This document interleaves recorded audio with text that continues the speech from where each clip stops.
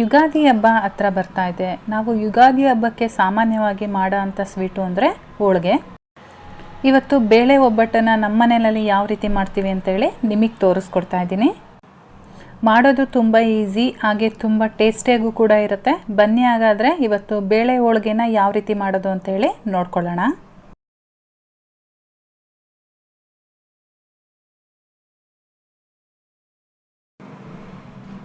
ನಾನಿಲ್ಲಿ ಮೊದಲಿಗೆ ಒಂದು ಮಿಕ್ಸಿಂಗ್ ಬೌಲ್ ತೊಗೊಂಡಿದ್ದೀನಿ. ಅದಕ್ಕೆ ಸುಮಾರಾಗಿ 1 ಕಪ್ಪಷ್ಟು ಮೈದಾ ಹಿಟ್ಟು ಹಾಕ್ತಾ ಇದ್ದೀನಿ. ನೀವು ಜಾಸ್ತಿ ಮಾಡೋರಾಗಿದ್ದರೆ ನಿಮ್ಮ ಮನೆಯಲ್ಲಿ ಎಷ್ಟು ಜನ ಇದ್ದಾರೆ ನೋಡ್ಕೊಂಡು ಕ್ವಾಂಟಿಟಿ ಜಾಸ್ತಿ ತೊಗೊಳ್ಳಿ. ಹಾಗೆ ಇದಕ್ಕೆ 1/4 ಕಪ್ಪಷ್ಟು ಚಿರೋಟಿ ರವೆನ ಸೇರಿಸ್ತಾ ಇದ್ದೀನಿ. ಜೊತೆಗೆ ಒಂದು 1/4 ಟೀ ಸ್ಪೂನಷ್ಟು ಅರಿಶಿನ ಪುಡಿ ಕೂಡ ಹಾಕ್ತಾ ಇದ್ದೀನಿ. ಇವಾಗ ಇದನ್ನೆಲ್ಲ ಚೆನ್ನಾಗಿ ಒಂದ್ಸರಿ ಡ್ರೈ ಮಿಕ್ಸ್ ಮಾಡ್ಕೊಳ್ಳೋಣ. ಅರಿಶಿನ ಪುಡಿ ಬಂದು ಕಂಪ್ಲೀಟ್ಲಿ ಆಪ್ಷನಲ್ಲು, ನಿಮಗೆ ಬೇಡ ಅಂತ ಹೇಳಿದ್ರೆ ಸ್ಕಿಪ್ ಮಾಡ್ಕೊಳ್ಳಿ. ಕಲರ್ ಚೆನ್ನಾಗಿ ಬರುತ್ತೆ ಅನ್ನೋ ಕಾರಣಕ್ಕೋಸ್ಕರ ನಾವು ಅರಿಶಿನ ಪುಡಿನ ಹಾಕ್ಕೊಳ್ಳೋದು. ಇವಾಗ ಇದಕ್ಕೆ ಸ್ವಲ್ಪನೇ ನೀರನ್ನು ಹಾಕ್ಕೊಂಡು ಮಿಕ್ಸ್ ಮಾಡ್ತಾ ಬರೋಣ. ತುಂಬ ಗಟ್ಟಿಯಾಗಿ ನಾದ್ಕೋಬೇಡಿ, ಯಾಕೆಂದರೆ ನಿಮಗೆ ಒಬ್ಬಟ್ಟನ್ನು ತಟ್ಟಕ್ಕೆ ಬರೋದಿಲ್ಲ. ನೀವು ಒಂದೇ ಸಲ ನೀರು ಹಾಕ್ಕೊಂಡ್ರೆ ನಿಮಗೆ ಅದು ಕನ್ಸಿಸ್ಟೆನ್ಸಿ ಗೊತ್ತಾಗಲ್ಲ. ಹಾಗಾಗಿ ಸ್ವಲ್ಪನೇ ನೀರು ಹಾಕ್ಕೊಂಡು ಈ ರೀತಿ ನೋಡ್ಕೊಂಡು ಹಾಕ್ಕೊಂಡು ಮಿಕ್ಸ್ ಮಾಡ್ಕೊಳ್ಳಿ. ಲಾಸ್ಟಲ್ಲಿ ನಿಮಗೆ ಕೈಗೆ ಅಂಟ್ತಾ ಇದೆ ಅಂತ ಅನಿಸಿದ್ರೆ ಈ ರೀತಿ ಸ್ವಲ್ಪ ಎಣ್ಣೆನ ಹಾಕ್ಕೊಂಡು ಮಿಕ್ಸ್ ಮಾಡ್ಕೊಳ್ಳಿ. ಎಣ್ಣೆ ಹಾಕಾದ್ಮೇಲೆ ಇದನ್ನು ಚೆನ್ನಾಗಿ ಒಂದು 2ರಿಂದ 3 ನಿಮಿಷಗಳ ಕಾಲ ನಾದಬೇಕಾಗತ್ತೆ. ಮೈದಾ ಹಿಟ್ಟನ್ನು ಈ ರೀತಿ ಚೆನ್ನಾಗಿ ನಾದ್ಕೊಂಡಾದ್ಮೇಲೆ ನೀವು 1 ಗಂಟೆಗಳ ಕಾಲ ಇದನ್ನು ನೆನೆಯಲಿಕ್ಕೆ ಬಿಡಬೇಕಾಗತ್ತೆ. ಚೆನ್ನಾಗಿ ನಾದ್ಕೊಂಡಾದ್ಮೇಲೆ ಇದ್ರ ಮೇಲೆ ಒಂದು ತಣ್ಣೀರು ಬಟ್ಟೆನೋ ಅಥವಾ ಪ್ಲೇಟು ಬಟ್ಲು ಏನಾದರೂ ಆಯಿತು ಇದನ್ನು ಕವರ್ ಮಾಡಿಬಿಟ್ಟು 1 ಗಂಟೆ ಟೈಮು ಸೈಡಲ್ಲಿ ಎತ್ತಿಟ್ಕೊಂಡಿರಿ. ಅದು ನೆನೆಯೋ ಅಷ್ಟರಲ್ಲಿ ಅದಕ್ಕೆ ಬೇಕಾಗಿರೋ ಅಂಥ ಹೂರಣನ ರೆಡಿ ಮಾಡ್ಕೊಳ್ಳೋಣ. ನಾನಿಲ್ಲಿ 1 ಕಪ್ ಕಡಲೆಬೇಳೆನ ತೊಗೊಂಡಿದ್ದೀನಿ. ಹಾಗೆ ಈ ಬೇಳೆಗಳನ್ನ ಒಂದು 2ರಿಂದ 3 ಸರಿ ವಾಶ್ ಮಾಡಬೇಕಾಗತ್ತೆ. ಬೇಳೆಗಳೆಲ್ಲನ ಈ ರೀತಿ ಚೆನ್ನಾಗಿ ವಾಶ್ ಮಾಡಿಕೊಂಡು ಒಂದು ಕುಕ್ಕರ್ಗೆ ಹಾಕ್ಕೊಳ್ಳೋಣ. ಅಥವಾ ನೀವು ಓಪನ್ ಪ್ಯಾನಲ್ಲಿ ಬೇಯಿಸ್ಕೊತೀರಾ ಅಂದರೆ ಅದು ಕೂಡ ಓಕೆ. ಇವಾಗ ನಾನಿಲ್ಲಿ 1 ಕಪ್ ಕಡಲೆಬೇಳೆಗೆ 3 ಕಪ್ಪಷ್ಟು ನೀರನ್ನು ಆ್ಯಡ್ ಮಾಡ್ತಾ ಇದ್ದೀನಿ. ನಾವು ಇದೇ ನೀರನ್ನು ಸಾಂಬಾರಿಗೂ ಕೂಡ ಯೂಸ್ ಮಾಡ್ತೀವಿ. ನೀವು ಸಾಂಬಾರು ಜಾಸ್ತಿ ಮಾಡ್ತೀರಾ ಅನ್ನೋದಾದರೆ ನೀರನ್ನು ಸ್ವಲ್ಪ ಜಾಸ್ತಿನೇ ಹಾಕ್ಕೊಳ್ಳಿ. ಇವಾಗ ಇದನ್ನು ಚೆನ್ನಾಗಿ ಒಂದ್ಸರಿ ಮಿಕ್ಸ್ ಮಾಡಿಬಿಟ್ಟು ನಾವು ಲಿಡ್ ಕ್ಲೋಸ್ ಮಾಡೋಣ. ಲಿಡ್ ಕ್ಲೋಸ್ ಮಾಡಿ ಜಸ್ಟ್ 2 ವಿಷಲ್ ತೊಗೊಂಡ್ರೆ ಸಾಕಾಗತ್ತೆ.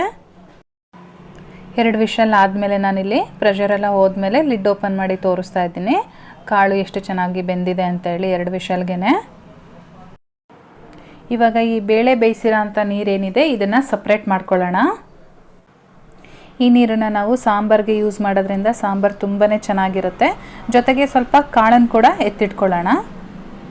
ನೋಡಿ ಕಾಳು ಎಷ್ಟು ಚೆನ್ನಾಗಿ ಬೆಂದಿದೆ ಅಂತೇಳಿ. ಈ ರೀತಿ ಮುಟ್ಟಿದ್ರೆ ನಮಗೆ ಸ್ಮ್ಯಾಶ್ ಆಗಬೇಕು. ನಾನಿಲ್ಲಿ ಇವತ್ತು ಯೂಸ್ ಮಾಡಿರೋದು ಕಡಲೆಬೇಳೆ. ನಿಮಗೇನಾದರೂ ಕಡಲೆಬೇಳೆ ಇಷ್ಟ ಇಲ್ಲ ತೊಗರಿಬೇಳೆ ಇಷ್ಟ ಅಂತ ಅಂದರೆ ಈ ಜಾಗದಲ್ಲಿ ನೀವು ತೊಗರಿಬೇಳೆ ಕೂಡ ಬೇಕಾದರೆ ಯೂಸ್ ಮಾಡ್ಬೋದು. ನೋಡಿ ಈ ಬೇಳೆ ಬೇಯಿಸಿದ ನೀರೆಲ್ಲ ನಾನು ಸಪ್ರೇಟಾಗಿ ಎತ್ತಿಟ್ಕೊಂಡಿದ್ದೀನಿ. ಜೊತೆಗೆ ನಾನಿಲ್ಲಿ ಒಂದು 1/2 ಕಪ್ಪಷ್ಟು ಬೇಳೆನ ಕೂಡ ಎತ್ತಿಡ್ತಾ ಇದ್ದೀನಿ. ಇದನ್ನು ಕೂಡ ಸಾಂಬಾರು ನಾವೇನು ಖಾರ ರುಬ್ತಾ ಇರ್ತೀವಿ ಅದರೊಳಗಡೆ ಹಾಕ್ಕೊಂಡು ರುಬ್ಕೋಬೇಕಿದನ್ನು, ತುಂಬಾ ಚೆನ್ನಾಗಿರುತ್ತೆ. ಇವಾಗ ಈಗ ಏನು ಉಳ್ಕೊಂಡಿದೆ ಈ ಬೇಳೆಗಳು ಕಡಲೆಬೇಳೆ ಇದರೊಳಗಡೆ ನಾನಿಲ್ಲಿ 1 ಕಪ್ಪಷ್ಟು ಬೆಲ್ಲನ ಆ್ಯಡ್ ಮಾಡ್ತಾ ಇದ್ದೀನಿ. ಬೆಲ್ಲನ ಸ್ವಲ್ಪ ಕುಟ್ಟಿ ಪುಡಿ ಮಾಡಿ ಹಾಕ್ಕೊಳ್ಳಿ. 1 ಕಪ್ ಕಡಲೆಬೇಳೆಗೆ 1 ಕಪ್ ಬೆಲ್ಲ ಹಾಕ್ತಾ ಇದ್ದೀನಿ. ನಿಮ್ಗೇನಾದರೂ ಜಾಸ್ತಿ ಸ್ವೀಟ್ ಬೇಕು ಅಂತ ಅನಿಸಿದ್ರೆ 1.5 ಕಪ್ಪಷ್ಟು ಆ್ಯಡ್ ಮಾಡ್ಕೊಳ್ಳಿ. ಇದು ಸ್ವೀಟು ಮೀಡಿಯಮ್ ಸ್ವೀಟ್ ಇರುತ್ತೆ. ಇದನ್ನು ನೀವು ಲೋ ಫ್ಲೇಮಲ್ಲಿ ಇಟ್ಕೊಂಡು ಈ ಪ್ರೊಸೀಜರ್ನ ಮಾಡ್ಕೋಬೇಕಾಗತ್ತೆ. ಚೆನ್ನಾಗಿ ಮಿಕ್ಸ್ ಮಾಡ್ಕೊಳ್ಳಿ ಬೆಲ್ಲ ಎಲ್ಲ ಕರಗೋವರೆಗೂ.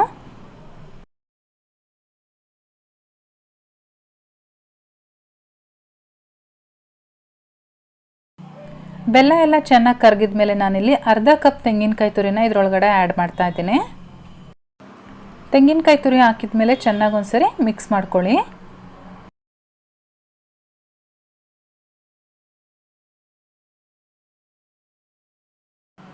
ಎಲ್ಲವೂ ಚೆನ್ನಾಗಿ ಮಿಕ್ಸ್ ಆದಮೇಲೆ ನಾನಿಲ್ಲಿ ಒಂದು 1/2 ಟೀ ಸ್ಪೂನಷ್ಟು ಏಲಕ್ಕಿ ಪೌಡ್ರ್ ಹಾಕ್ತಾ ಇದ್ದೀನಿ. 2 ಏಲಕ್ಕಿನ ನಾನು ಈ ರೀತಿ ಜಜ್ಜಿ ಪುಡಿ ಮಾಡ್ಕೊಂಡಿದ್ದೀನಿ.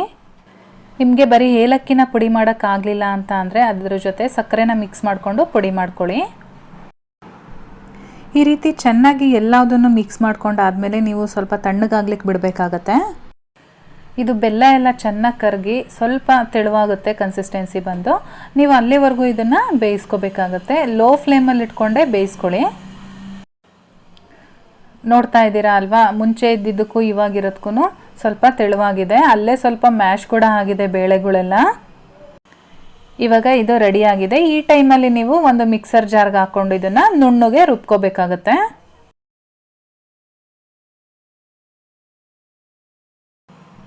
ನೋಡಿ, ರುಬ್ಬಿ ಆದಮೇಲೆ ತೋರಿಸ್ತಾ ಇದ್ದೀನಿ ನಾನು. ಇದು ಇಷ್ಟು ಸಾಫ್ಟಾಗಿ ಹೂರಣ ರೆಡಿ ಆಗಬೇಕು. ಮಧ್ಯದಲ್ಲಿ ಬೇಳೆ ಥರ ಏನಾದರೂ ಸಿಕ್ಕಿದ್ರೆ ನಮಗೆ ಒಬ್ಬಟ್ಟು ತಟ್ಟಬೇಕಾದ್ರೆ ತಟ್ಟಕ್ಕಾಗಲ್ಲ, ಹಾಗಾಗುತ್ತೆ. ಹಾಗಾಗಿ ನಾವು ನುಣ್ಣಗೆ ರುಬ್ಕೋಬೇಕಾಗುತ್ತೆ. ಈಗ ನೋಡಿ, 1 ಅವರ್ ಆದಮೇಲೆ ನಾವು ಕಣಕ ರೆಡಿ ಮಾಡಿದ್ವಲ್ಲ, ಅದನ್ನು ಕೂಡ ತೋರಿಸ್ತಾ ಇದ್ದೀನಿ ಎಷ್ಟು ಸಾಫ್ಟಾಗಿ ಆಗಿದೆ ಅಂತ ಹೇಳಿ. ಇವಾಗ ಮತ್ತೆ 1-2 ನಿಮಿಷಗಳ ಕಾಲ ಇದನ್ನು ಚೆನ್ನಾಗಿ ನಾದ್ಕೊಳ್ಳೋಣ. ಕೈಗೆ 1 ಟೀ ಸ್ಪೂನಷ್ಟು ಎಣ್ಣೆ ಹಾಕ್ಕೊಂಡು ನಾದ್ಕೊಳ್ಳಿ. ನಾವು ಇದನ್ನು ಎಷ್ಟು ಚೆನ್ನಾಗಿ ನಾದ್ಕೋತೀವೋ ಅಷ್ಟು ಚೆನ್ನಾಗಿ ನಮಗೆ ಒಬ್ಬಟ್ಟನ್ನು ತಟ್ಟಕ್ಕೆ ಬರುತ್ತೆ. ಇಲ್ಲಾಂದರೆ ಮಧ್ಯದಲ್ಲಿ ಹರಿದೋಗೋದು ಈ ರೀತಿ ಎಲ್ಲ ಆಗ್ತಾ ಇರುತ್ತೆ. ಹಾಗಾಗಿ ನಿಮಗೆ ಅದು ಎಲ್ಲೂ ರಫ್ ಆಗಿರಬಾರ್ದು, ಅಷ್ಟು ಸಾಫ್ಟಾಗಿ ಈ ಕಣಕನ ನೀವು ರೆಡಿ ಮಾಡ್ಕೋಬೇಕಾಗತ್ತೆ. ಇವಾಗ ನೋಡಿ, ಈ ರೀತಿ ಸ್ವಲ್ಪ ಸ್ವಲ್ಪನೇ ತೊಗೊಂಡು ಈ ರೀತಿ ಸ್ಪ್ರೆಡ್ ಮಾಡ್ಕೊಳ್ಳಿ.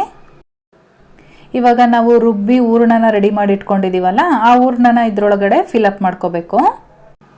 ನಿಮಗೆ ಒಬ್ಬಟ್ಟು ತುಂಬ ಸ್ವಲ್ಪ ದಪ್ಪವಾಗಿ ಬರಬೇಕು ಅಂತ ಅನಿಸಿದ್ರೆ ಹೂರಣನ ಸ್ವಲ್ಪ ಜಾಸ್ತಿ ಹಾಕ್ಕೊಳ್ಳಿ, ಅಥವಾ ತೆಳುವಾಗಿರಬೇಕು ಅಂತ ಅನಿಸಿದ್ರೆ ಹೂರಣನ ಸ್ವಲ್ಪ ಕಡಿಮೆ ಹಾಕ್ಕೊಳ್ಳಿ. ನಾನಿಲ್ಲಿ ಮೀಡಿಯಮ್ ಸೈಜಲ್ಲಿ ಹಾಕ್ಕೊಂಡು ಈ ರೀತಿ ಕವರ್ ಮಾಡ್ಕೊಡ್ತಾ ಇದ್ದೀನಿ. ಮಧ್ಯದಲ್ಲಿ ಎಲ್ಲೂ ಓಪನ್ ಆಗಬಾರ್ದು, ಆ ರೀತಿ ನೀಟಾಗಿ ಕವರ್ ಮಾಡಿಕೊಂಡು ಈ ರೀತಿ ಒಂದು ಬಾಲ್ನ ರೆಡಿ ಮಾಡ್ಕೊಳ್ಳಿ. ಇವಾಗ ಇದನ್ನು ಒಂದು ಮಣೆ ಮೇಲ್ಗಡೆ ಒಂದು ಕವರ್ ಹಾಕ್ಕೊಳ್ಳಿ ಈ ರೀತಿಯಾಗಿ. ಅಥವಾ ನೀವೇನಾದರೂ ಬಟರ್ ಪೇಪರ್ ಆ ಥರ ಏನಾದರೂ ಯೂಸ್ ಮಾಡ್ತೀರಾ ಅಂದರೆ ಅದನ್ನು ಕೂಡ ಹಾಕ್ಕೋಬೋದು. ಆ ಕವರ್ ಮೇಲೆ ಈ ರೀತಿ ಸ್ವಲ್ಪ ಎಣ್ಣೆನ ಸ್ಪ್ರೆಡ್ ಮಾಡ್ಕೊಳ್ಳಿ, ಆವಾಗ ನೀಟಾಗಿ ನಿಮಗೆ ಎತ್ತಕ್ಕೆಲ್ಲ ಬರುತ್ತೆ. ಇವಾಗ ನಮಗೆ ಹೋಳಿಗೆ ಯಾವ ಸೈಜಲ್ಲಿ ಬೇಕೋ, ಎಷ್ಟು ಅಗಲವಾಗಿ ಬೇಕೋ ಅಷ್ಟು ಅಗಲವಾಗಿ ನಾವು ಕೈಯಲ್ಲೇ ಈ ರೀತಿ ತಟ್ಕೊಂಡ್ರೆ ನೀಟಾಗಿ ಬರುತ್ತೆ, ಎಲ್ಲೂ ಕೂಡ ಹರಿದೋಗಲ್ಲ ಅದು. ಫಸ್ಟ್ ಟೈಮ್ ಮಾಡೋರಿಗೆ ಸ್ವಲ್ಪ ಶೇಪ್ ಹಾಳಾಗ್ಬೋದು, ಪರವಾಗಿಲ್ಲ, ತಲೆ ಕೆಡಿಸ್ಕೋಬೇಡಿ. ಅದಕ್ಕೆಲ್ಲ ಟೇಸ್ಟು ಚೆನ್ನಾಗಿ ಬಂದರೆ ಅಷ್ಟೇ ಸಾಕು. ನಾವು ಮೈದಾ ಹಿಟ್ಟನ್ನು ಎಷ್ಟು ಸಾಫ್ಟಾಗಿ ನಾದ್ಕೊಂಡಿರ್ತೀವಿ ಅಷ್ಟು ಚೆನ್ನಾಗಿ ಬರುತ್ತೆ ಅಂತ ಮುಂಚೆನೇ ಹೇಳಿದ್ದೆ. ನೋಡ್ತಾ ಇದ್ದೀರಾ ನೀವು ಎಷ್ಟು ನೀಟಾಗಿ ಬರ್ತಾ ಇದೆ ಅಂತ ಹೇಳಿ. ಈ ಟೈಮಲ್ಲಿ ನೀವು ಒಲೆ ಮೇಲೆ ಒಂದು ತವನ ಬಿಸಿ ಆಗಲಿಕ್ಕೆ ಇಟ್ಟಿರಿ. ಫ್ರೆಂಡ್ಸ್ ನೋಡಿ, ಇವಾಗ ರೆಡಿಯಾಗಿದೆ. ಇದನ್ನು ನಾನು ಡೈರೆಕ್ಟಾಗಿ ತವ ಮೇಲೆ ಹಾಕ್ತಾ ಇದ್ದೀನಿ. ಎಷ್ಟು ನೀಟಾಗಿ ಬರ್ತಾ ಇದೆ ನೋಡಿ ಕವರಿಂದ. ಇವಾಗ ಇದಕ್ಕೆ ನಾವು ಮತ್ತೆ ಸಪ್ರೇಟಾಗಿ ಏನು ಎಣ್ಣೆ ಎಲ್ಲ ಹಾಕೋ ಅವಶ್ಯಕತೆ ಇಲ್ಲ. ಇದನ್ನು ಒಂದು ಸೈಡು ಒಂದು 2-3 ನಿಮಿಷಗಳ ಕಾಲ ಬೇಯಿಸ್ಕೋಬೇಕಾಗತ್ತೆ. ಹಾಗೆ ಇನ್ನೊಂದು ಕಡೆ ಉಲ್ಟಾ ಹಾಕ್ಕೊಂಡು ಆ ಕಡೆನೂ ಕೂಡ ಒಂದು 2-3 ನಿಮಿಷಗಳ ಕಾಲ ಬೇಯಿಸ್ಕೋಬೇಕಾಗತ್ತೆ. ನೀವು ಈ ರೀತಿ ಹೋಳಿಗೆನ ಬೇಯಿಸ್ಬೇಕಾದ್ರೆ ಮೀಡಿಯಮ್ ಫ್ಲೇಮಲ್ಲಿ ಇಟ್ಕೊಂಡಿರಿ, ಯಾವುದೇ ಕಾರಣಕ್ಕೂ ಹೈ ಫ್ಲೇಮ್ ಮಾಡ್ಕೊಳಕ್ಕೆ ಹೋಗಬೇಡಿ. ಫ್ರೆಂಡ್ಸ್ ನೋಡ್ತಾ ಇದ್ದೀರಲ್ವಾ, ಹೋಳಿಗೆ ರೆಡಿಯಾಗಿದೆ. ನಾನು ಇದೇ ರೀತಿ ಮಿಕ್ಕಿದ ಹೋಳಿಗೆಗಳ್ನೂ ಕೂಡ ರೆಡಿ ಮಾಡ್ಕೋತೀನಿ. ಇವತ್ತು ನಾನು ಮಾಡಿರೋ ಈ ರೆಸಿಪಿ ನಿಮಗೆಲ್ಲ ಇಷ್ಟ ಆಗಿದರೆ ದಯವಿಟ್ಟು ಲೈಕ್ ಮಾಡಿ, ಶೇರ್ ಮಾಡಿ, ಹಾಗೆ ಕಮೆಂಟ್ಸ್ ಮಾಡಿ. ಇನ್ನೂ ನನ್ನ ಚಾನಲ್ನ ಯಾರೆಲ್ಲ ಸಬ್ಸ್ಕ್ರೈಬ್ ಮಾಡಿಲ್ವೋ ಕೂಡಲೇ ಸಬ್ಸ್ಕ್ರೈಬ್ ಮಾಡ್ಕೊಳ್ಳಿ. ನಾನು ಮತ್ತೆ ಸಿಗ್ತೀನಿ ನಿಮಗೆ ಇನ್ನೊಂದು ಈಸಿ ರೆಸಿಪಿಯೊಂದಿಗೆ. ಅಲ್ಲಿವರೆಗೂ take care, bye bye. Thank you for watching.